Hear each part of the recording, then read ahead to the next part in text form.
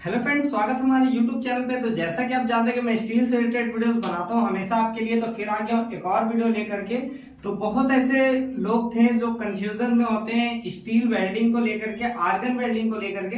तो यहाँ पे हमारे पास है TIG welding machine, argon welding machine जिसे कहते हैं। तो ये आर्गन वेल्डिंग में बहुत कोई क्या है वेल्डिंग कर रहे हैं, लेकिन इसमें कुछ चीजें हैं जो कि अलग अलग होती हैं।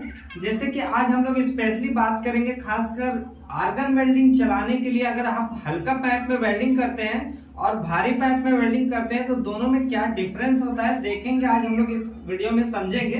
तो हमने यहाँ कुछ पाइप ले रखे हैं, जैसे कि यहाँ पे आप 3434 का ये स्क्वायर पाइप है स्टेनलेस स्टील के।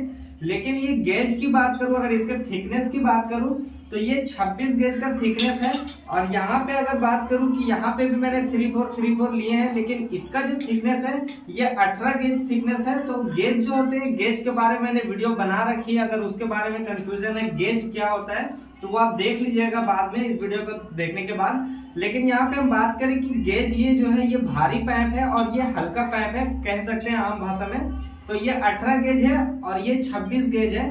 तो दोनों में आज हम लोग वेल्डिंग करेंगे और देखेंगे क्या डिफरेंस होता है आर्गन वेल्डिंग करने के बाद। इसमें दोनों में पाइप में क्या चेंजेस आते हैं, कितना बढ़िया होता है वेल्डिंग, या दोनों चीज हम लोग समझेंगे। तो वीडियो में बने रहिएगा और चैनल में नए आए तो चैनल को सब्सक्राइब कीजिएगा, क्योंकि इस तरह से आपको हमेशा हमारे चैनल पे वीडियोस मिलती रहती है। तो चलिए स्टार्ट करते हैं। तो फ्रेंड्स, सबसे पहले हम लोग इसका थिकनेस यहाँ पे चेक कर लेंगे। यहाँ पे इसका थिकनेस कितना है, तो यहाँ पे मैंने गेज यहाँ पे ऑन रखा है, देख सकते हैं। यहाँ पे मैं इसको थिकनेस में लगा देता हूँ। तो फ्रेंड यहाँ पे आपको दिख रहा होगा ये नंबर 0.5 mm का यहाँ पे थिकनेस है। तो ये 26 गेज का यहाँ पे थिकनेस है। और यहाँ पे अगर दूसरे पाइप की बात करूँ तो ये वाले जो पाइप है हमारे पास, इसका थिकनेस यहाँ पे ज़्यादा है, आप देख सकते हैं। इसको भी यहाँ पे चेक कर लेते हैं।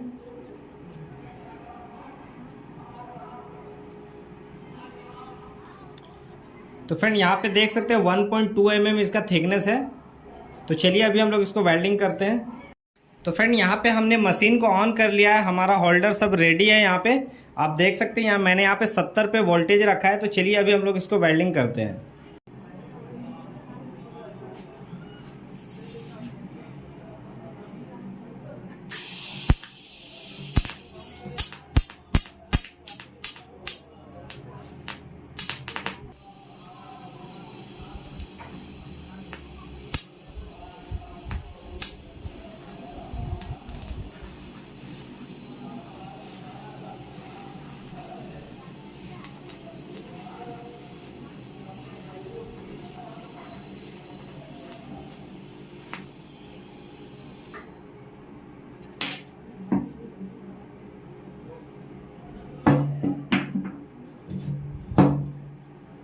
तो फ्रेंड यहाँ पे हमने हल्के वाले पाइप पे वेल्डिंग कर लिया। तो चलिए अभी हम लोग भारी वाले पाइप पे भी वेल्डिंग कर लेते हैं, उसके बाद दोनों को कंपेयर करेंगे।